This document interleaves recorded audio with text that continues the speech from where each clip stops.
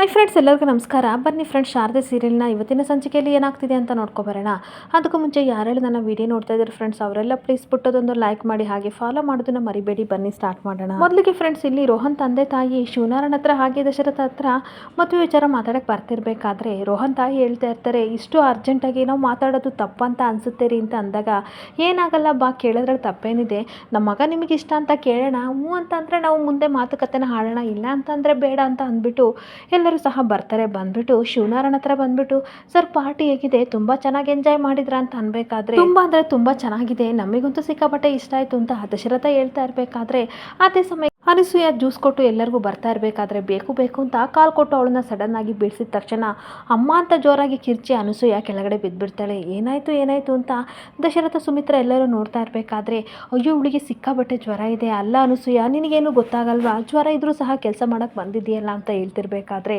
ಇನ್ನೊಂದು ಕಡೆ ಶಾರದಾ ಓಡೋಡಿ ಬರ್ತಾಳೆ. ಅಮ್ಮ ಏನಾಯಿತು ಹೇಳಿ ಹೇಳಿ ಅಂತ ಅನ್ಬೇಕಾದ್ರೆ, ಅಲ್ಲ ಶಾರದಾ ನಿನಗೆ ಬುದ್ಧಿ ಇಲ್ವಾ, ಇಷ್ಟೊಂಥರ ಸುಸ್ತಾಗಿದೆ ಅನಸೂಯ ಅವರಿಗೆ, ನೋಡಿದರೆ ಕೆಲಸಕ್ಕೆ ಕರ್ಕೊಬಂದಿದ್ದೀಯಾ, ನೀನು ಮತ್ತೆ ಸಿದ್ದು ಹೊಟ್ಟೆಪಾಡಿಗೋಸ್ಕರ ಕೆಲಸ ಮಾಡ್ತೀರಾ, ವಯಸ್ಸಾದವ್ರನ್ನೆಲ್ಲರೂ ಸಹ ಏನಕ್ಕೆ ಕರ್ಕೊಬಂದಿದ್ದೀಯಾ ಅಂತ ಬೈತಾ ಇದ್ರೆ ಶಾರದನಿಗೊಂದು ಸಿಕ್ಕಾಬಟ್ಟೆ ತಲೆ ಕೆಡ್ತಾ ಇರುತ್ತೆ. ಹಾಗೆ ಮತ್ತೆ ಜ್ಯೋತಿಕಾ ಬೇಕು ಬೇಕು ಅಂತ ಎಲ್ಲರ ಮುಂದೆ ಹೇಳ್ತಾ ಇರ್ತಾಳೆ, ಜೀವನ ಎಷ್ಟೊಂಥರ ಕಷ್ಟ ಇದೆಯಾ ಶಾರದಾ ಸಿದ್ದು ನಿಮ್ಮಿಬ್ಬರಿಗೂ ಸಹ ಅಷ್ಟು ಗೊತ್ತಾಗಲ್ವಾ, ನೀವಿಬ್ಬರು ಕಷ್ಟಪಡಿ, ಆದರೆ ವಯಸ್ಸಾದವ್ರನ್ನ ಏನಕ್ಕೆ ಕರ್ಕೊಬಂದಿದ್ದೀರಾ ಅಂತ ಹೇಳ್ತಾ ಇರಬೇಕಾದ್ರೆ ಸಿದ್ದುಗಂತೂ ಸಿಕ್ಕಾಬಟ್ಟೆ ಬೇಜಾರಾಗ್ತಾ ಇರುತ್ತೆ. ಹಾಗೆ ದಶರಥ ಹೇಳ್ತಾ ಇರ್ತಾನೆ, ಹುಷಾರಿಲ್ಲ ಅಂತಂದರೆ ಹಾಸ್ಪಿಟ್ಲಿಗೆ ಬೇಕಾದರೆ ಕರ್ಕೊಂಡು ಹೋಗ್ತೀನಿ, ಬನ್ನಿ ಅನಸೂಯಮ್ಮ ಅಂತ ಅನ್ಬೇಕಾದ್ರೆ, ಇಲ್ಲ ಸರ್ ನಾನು ಚೆನ್ನಾಗಿದ್ದೀನಿ ಅಂತ ಅನಸೂಯ ಹೇಳ್ತಾ ಇದ್ರೆ, ಮತ್ತೆ ಈ ಕಡೆ ಜ್ಯೋತಿಕಾ ಮತ್ತೆ ಹಾಗೆ ಪಾರಿಜಾತ ನಾಟಕ ಶುರು ಮಾಡ್ತಾ ಇರ್ತಾರೆ. ಪಾರಿಜಾತ ಹೇಳ್ತಾ ಇರ್ತಾಳೆ, ಇಲ್ಲ ಇಲ್ಲ ದಶರಥ ಎಷ್ಟು ಬೆವ್ತಿದ್ದಾರೆ ನೋಡು, ಎಷ್ಟು ಸುಸ್ತಾಗಿದ್ದಾರೆ, ಇವ್ರಿಗಂತೂ ಸಿಕ್ಕಾಬಟ್ಟೆ ಸುಸ್ತಾಗಿದೆ ಅಂತ ವಾದ ಮೇಲೂ ಅದನ್ನು ಮಾಡ್ತಾ ಇರ್ತಾಳೆ. ನೀರು ಕೊಟ್ಟ ತಕ್ಷಣ ಬೇಡ ಬೇಡ ಅಂತ ಅನಸೂಯ ಎಷ್ಟು ಹೇಳಿದ್ರು ಸಹ ತುಂಬ ಫೋರ್ಸ್ ಮಾಡಿ ಪಾರಿಜಾತ ನೀರು ಕುಡಿಸ್ಬಿಟ್ಟು, ಅಲ್ಲ ನಿಮ್ಮಿಬ್ಬರಿಗೂ ಬುದ್ಧಿ ಇಲ್ವಾ, ವಯಸ್ಸಾದವ್ರನ್ನ ಕೆಲಸಕ್ಕೆ ಕರ್ಕೊ ಬಂದಿದ್ದೀರಾ ಅಂತ ಪಾರಿಜಾತ ಹೇಳ್ತಾ ಇದ್ರೆ, ಅಲ್ಲಿ ಬಂದಿರೋ ಗೆಸ್ಟಲ್ಲೂ ಸಹ ಶಾರದನ ಬೈತಾ ಇರ್ತಾರೆ, ಅಲ್ಲ ವಯಸ್ಸಾಗಿರೋ ನಿಮ್ಮ ತಾಯಿನ ಕರ್ಕೊಬಂದು ಕೆಲಸ ಮಾಡಿಸ್ತಿದ್ದೀರಲ್ಲ, ನಿಮಗೇನು ಬುದ್ಧಿ ಇಲ್ವಾ, ಮನುಷ್ಯತ್ವ ಇಲ್ಲ ಅಂತ ಸಿದ್ದು ಶಾರದನ ಬೈತಾ ಇರ್ತಾರೆ. ಹಾಗೆ ಸ್ವಲ್ಪನಾದ್ರೂ ಕರುಣೆ ಅನ್ನೋದಿಲ್ವೇನಮ್ಮ, ಈ ಥರ ವಯಸ್ಸಾಗಿರೋರೆಲ್ಲ ಕರ್ಕೊಬಂದು ಏನಕ್ಕೆ ಕೆಲಸ ಮಾಡಿಸ್ತೀರಾ ಅಂತ ಬಂದಿರೋ ಗೆಸ್ಟೆಲ್ಲ ಬೈತಾ ಇದ್ರೆ ಸಿದ್ದು, ಇಲ್ಲ ನೀವು ತಪ್ಪಾಗಿ ತಿಳ್ಕೊಂಡಿದ್ದೀರಾ, ಅವರು ಚೆನ್ನಾಗೇ ಇದ್ರು ಅಂತ ಹೇಳ್ಬೇಕಾದ್ರೆ, ಅದೇಂಗೆ ಸಿದ್ದು ನೀನೇನು ಕಣ್ಣಾರೆ ನೋಡಿದೆ ತಾನೇ, ಅನಸೂಯ ಕೆಳಗಡೆ ಬಿದ್ದಿದ್ದನ್ನ ಎಲ್ಲರೂ ನೋಡಿದ್ದಾರೆ, ಹಾಗಾಗಿ ಗೊತ್ತಾಗುತ್ತೆ ಇವ್ರಿಗೆ ಹುಷಾರಿಲ್ಲ ಅಂತ ಅಲ್ವಾ ಅಂತ ಹೇಳ್ತಾ ಇರಬೇಕಾದ್ರೆ ಅನಸೂಯನಿಗೆ ಸಿಕ್ಕಾಪಟ್ಟೆ ಬೇಜಾರಾಗ್ತಿದ್ರೆ, ಬಂದರಿಗೆ ಎಷ್ಟು ಮಂದಿ ಅವಮಾನ ಆಯ್ತಲ್ಲ ಅಂತ ಸಿದ್ದು ಶಾರದಾ ದಶರಥ ಹಾಗೆ ತಾತ ಎಲ್ಲರಿಗೂ ಸಹ ಬೇಜಾರಾಗ್ತಾ ಇರುತ್ತೆ. ಹಾಗೆ ಸಿದ್ದು ತುಂಬ ಬೇಜಾರಿಂದ, ತಾತ ನಿಜವಾಗ್ಲೂ ಅನಸೂಯಮ್ಮ ಚೆನ್ನಾಗಿದ್ರು ಅಂತ ಹೇಳಕ್ ಹೋಗ್ತಿರ್ಬೇಕಾದ್ರೆ, ನೀನೇನು ಮಾತಾಡ್ಬೇಡ ಅಂತ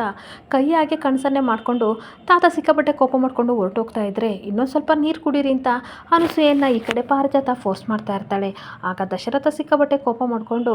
ಚಿಕ್ಕಮ್ಮ ದಯವಿಟ್ಟು ಈ ವಿಷಯನ ಇಲ್ಲಿಗೆ ಬಿಟ್ಬಿಡಿ, ಎಲ್ಲರೂ ನಮ್ಮನ್ನೇ ನೋಡ್ತಾ ಇದ್ದಾರೆ ಅಂತ ಹೇಳ್ಬಿಟ್ಟು ಅಪ್ಪ ಎಲ್ಲಿಂದ ಹುಡ್ಕೊಂಡು ತಾತನ ಹುಡ್ಕೊಂಡು ಹೋಗ್ತಾ ಇರ್ತಾನೆ. ಪಾರಿಜಾತ ಮಾತ್ರ ಬೇಕು ಬೇಕು ಅಂತ ಮತ್ತೆ ಹೇಳ್ತಾ ಇರ್ತಾಳೆ, ನಾನೇನೋ ನಿನಗೆ ಹುಷಾರಿಲ್ಲ ಸಮಾಧಾನ ಮಾಡೋಣ ಅಂತ ಬಂದರೆ ಈ ರೀತಿ ಆಡ್ತಿದೆಯಲ್ಲ, ಹೇಗಾದರೂ ಇರೋ ನಿನ್ನ ಪಾಡಿಗೆ ಅಂತ ಅಂದ್ಬಿಟ್ಟು ಹೋಗ್ತಾ ಇರಬೇಕಾದ್ರೆ ಈ ಕಡೆ ರೋಹನ್ ತಂದೆ ತಾಯಿ ಮಾತಾಡ್ಕೋತಾ ಇರ್ತಾರೆ. ಈ ಸಮಯದಲ್ಲಿ ಮದುವೆ ವಿಚಾರ ಮಾತಾಡೋದು ತಪ್ಪಂತ ಅನಿಸುತ್ತೆ, ಸರಿ ಇಲ್ಲ ಅಂತ ಅನಿಸುತ್ತೆ. ಲಕ್ಷ್ಮಿ ಇನ್ನೊಂದು ದಿನ ಮಾತಾಡೋಣ ಅಂತ ಅಂದಾಗ, ಹೌದು ರೀ ಇನ್ನೊಂದು ದಿನ ಮಾತಾಡೋಣ ಬಿಡಿ ಅಂತ ಹೇಳ್ತಾ ಇರ್ತಾಳೆ. ಹಾಗೆ ಇನ್ನೊಂದು ಕಡೆ ಆ್ಯಂಕರಿಂಗ್ ಮಾಡೋ ಹುಡುಗಿ ಸ್ಟೇಜ್ ಮೇಲೆ ಬಂದು, ಹಲೋ ಎವ್ರಿವನ್, ಇವತ್ತಿನ ಪಾರ್ಟಿ ಹೇಗಿತ್ತು ಅಂತ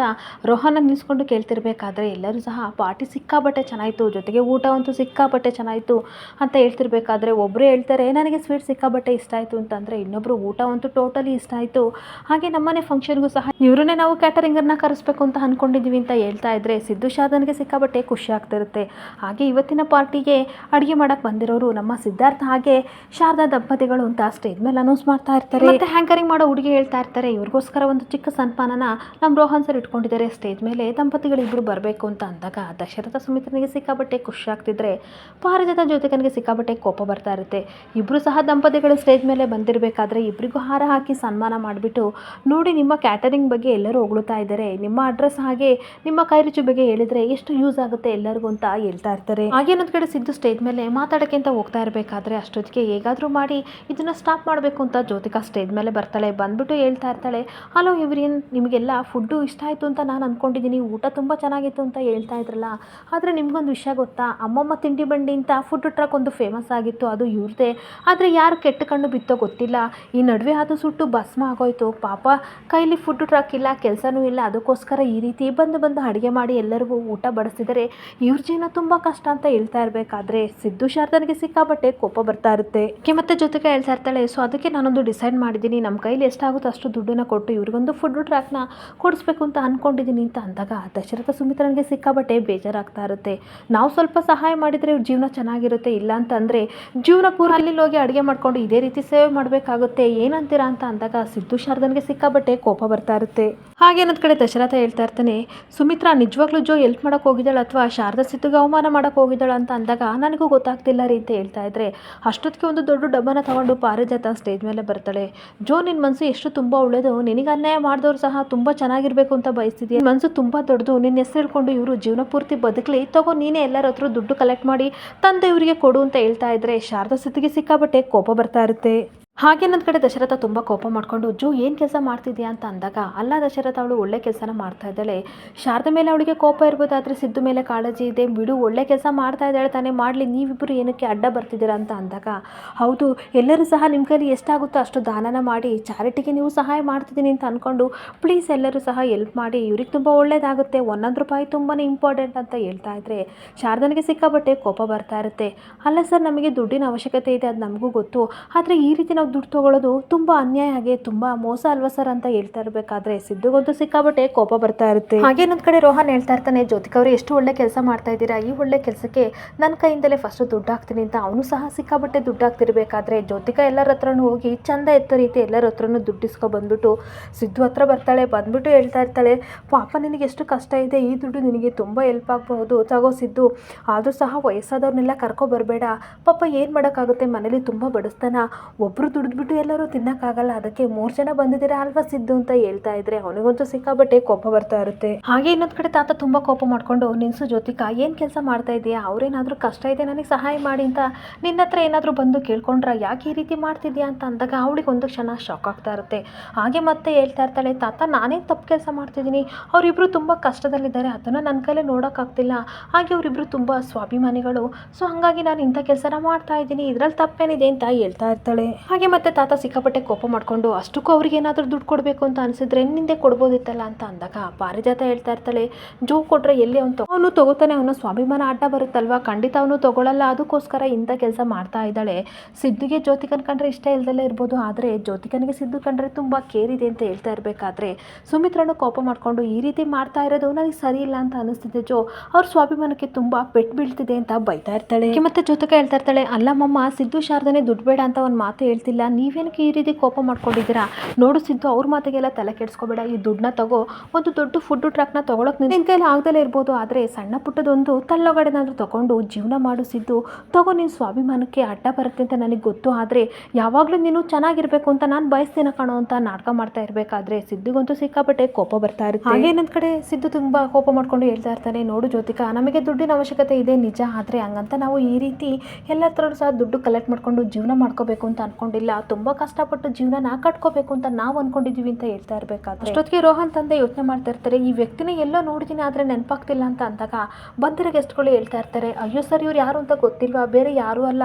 ಶಿವನಾರಾಯಣ್ ಸರ್ ಮೊಮ್ಮಗ ಅಂತ ಅಂದಾಗ ಅವರಿಗಂತೂ ಸಿಕ್ಕಾಪಟ್ಟೆ ಶಾಕ್ ಆಗ್ತಾ ಇರುತ್ತೆ. ಹಾಗೆ ಇನ್ನೊಂದು ಕಡೆ ಪ್ರತಿಯೊಬ್ಬರು ಸಹ ಶಿವನಾರಾಯಣ್ ಕಡೆ ನೋಡ್ತಿರ್ಬೇಕಾದ್ರೆ ಅವನಿಗಂತೂ ಸಿಕ್ಕಾಪಟ್ಟೆ ಟೆನ್ಷನ್ ಆಗ್ತಾ ಇರುತ್ತೆ. ಅಷ್ಟೊತ್ತಿಗೆ ಮತ್ತೆ ತಾತ ಹೇಳ್ತಾ ಇರ್ತಾರೆ, ಪಾರ್ಟಿ ತುಂಬ ಚೆನ್ನಾಗಿತ್ತು ರಾಘವು, ಟೈಮ್ ಆಯಿತು, ನಾವಿನ್ನ ಬರ್ತೀವಿ, ಬಾ ಜ್ಯೋತಿಕಾ ಹೋಗೋಣ ಅಂತ ಎಲ್ಲರನ್ನೂ ಕರ್ಕೊಂಡು ಹೋಗ್ತಾ ಇರಬೇಕಾದ್ರೆ ಜ್ಯೋತಿಕಾ, ತಗೋ ನಿನಗೆ ದುಡ್ಡು ಯೂಸ್ ಆಗುತ್ತೆ ಅಂತ ಹೇಳ್ತಾ ಇದ್ರೆ ರೋಹನ್ ತಗೊಳ್ಳಿ ಸರ್ ಅಂತ ಹೇಳ್ತಿರ್ಬೇಕಾದ್ರೆ ಜ್ಯೋತಿಕಾ ದುಡ್ಡನ್ನ ತಗೊಂಡು ಸಿದ್ದು ಕೈಗೆ ಇಟ್ಬಿಟ್ಟು ಬಾಯ್ ಅಂತ ಹೇಳಿ ಹೊರಟೋಗ್ತಾ ಇರ್ತಾರೆ. ಇವರೆಲ್ಲ ಹೋಗ್ತಾ ಇದ್ರೆ ಸಿದ್ದುಗಂತೂ ಸಿಕ್ಕಾಪಟ್ಟೆ ಕೋಪ ಆಗ್ತಿರುತ್ತೆ. ಹಾಗೆ ಬಂದರೆ ಗೆಸ್ಟ್ ಎಲ್ಲರೂ ಸಹ ಸಿದ್ದು ಶಾರದನ ನೋಡ್ತಾ ಇದ್ರೆ ಈ ಕಡೆ ಶಾರದಂತೂ ಸಿಕ್ಕಾಪಟ್ಟೆ ಕಣ್ಣೀರು ಬರ್ತಾ ಇರುತ್ತೆ. ಹಾಗೆ ಕಣ್ಣೀರು ಆಗ್ತಿರೋದನ್ನ ನೋಡಿ ಸಮಾಧಾನ ಮಾಡ್ಕೊಂಡು ಮನೆಗೆ ಕರ್ಕೊ ಬರ್ತಾನೆ. ಮನೆಗೆ ಬಂದಾಗ ಆ ದುಡ್ಡನ್ನ ಇಟ್ಕೊಂಡು ಶಾರದಾ ಹೇಳ್ತಾ ಇರ್ತಾಳೆ, ಅಲ್ಲ ಸರ್, ಜ್ಯೋತಿಕಾ ಅವರಿಗೆ ನಮ್ಮ ಮೇಲೆ ಏನಕ್ಕೆ ಇಷ್ಟೊಂಥರ ಕೋಪ ಇದೆ, ಅವ್ರಿಗೆ ನಾವು ಮೋಸ ಮಾಡಿದ್ದೀವಿ ನಿಜ, ಆದರೆ ಅವರಿಂದ ಇರೋದೇ ಬೇಡ ಅಂತ ದೂರ ಇದ್ದೀವಿ, ಹೇಗೋ ನಮ್ಮ ಜೀವನನ ಕಟ್ಕೋತಿದ್ದೀವಿ, ಆದರೂ ಸಹ ಇಷ್ಟೆಲ್ಲ ಕೋಪ ಏನಕ್ಕೆ, ನಮಗೆ ಯಾಕೆ ಇಷ್ಟು ತೊಂದರೆನ ಕೊಡ್ತಾ ಇದ್ದಾರೆ ಅಂತ ಗೋಳು ಅಂತ ಕಣ್ಣೀರು ಹಾಕ್ತಾ ಇರ್ತಾಳೆ. ಇವತ್ತೆ ಶಾರದಾ ಕಣ್ಣೀರು ಹಾಕೊಂಡು ಹೇಳ್ತಾ ಇರ್ತಾಳೆ, ಅಲ್ಲ ಸರ್, ನಮಗೆ ಈ ರೀತಿ ಓದೋ ಕಡೆ ಎಲ್ಲ ಅವಮಾನ ಮಾಡ್ತಿದ್ದಾರಲ್ಲ, ಇದರಿಂದ ಅವರಿಗೆ ಏನು ಸಿಗುತ್ತೆ ಅಂತ ಅಂದಾಗ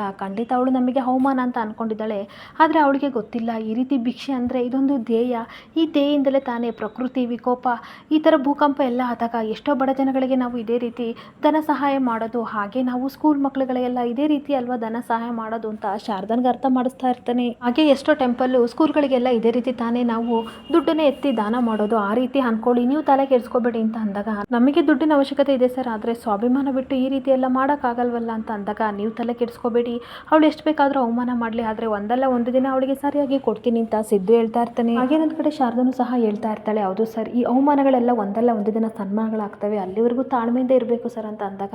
ತುಂಬ ಅಹಂಕಾರದಿಂದ ಮೆರಿತಾ ಇದ್ದಾಳೆ. ಒಂದಲ್ಲ ಒಂದಿನ ಅವಳಿಗೆ ಸರಿಯಾಗಿ ಪಾಠನ ಕಲ್ಸನ ಬಿಡಿ ಅಂತ ಸಮಾಧಾನ ಮಾಡ್ತಾ ಇರ್ತಾನೆ. ಹಾಗೆ ಮತ್ತೆ ಸಿದ್ದು ಹೇಳ್ತಾ ಇರ್ತಾನೆ, ನಾವು ತಾಳ್ಮೆಯಿಂದ ಇರಬೇಕು, ಪೇಷನ್ಸ್ನ ಕಳ್ಕೊಬಾರ್ದು, ತುಂಬ ಎತ್ತರಕ್ಕೆ ಬೆಳೆದು ಆಮೇಲೆ ಇಂಥವ್ರಿಗೆಲ್ಲ ಉತ್ತರ ಕೊಡಬೇಕು ಅಂತ ಅಂದಾಗ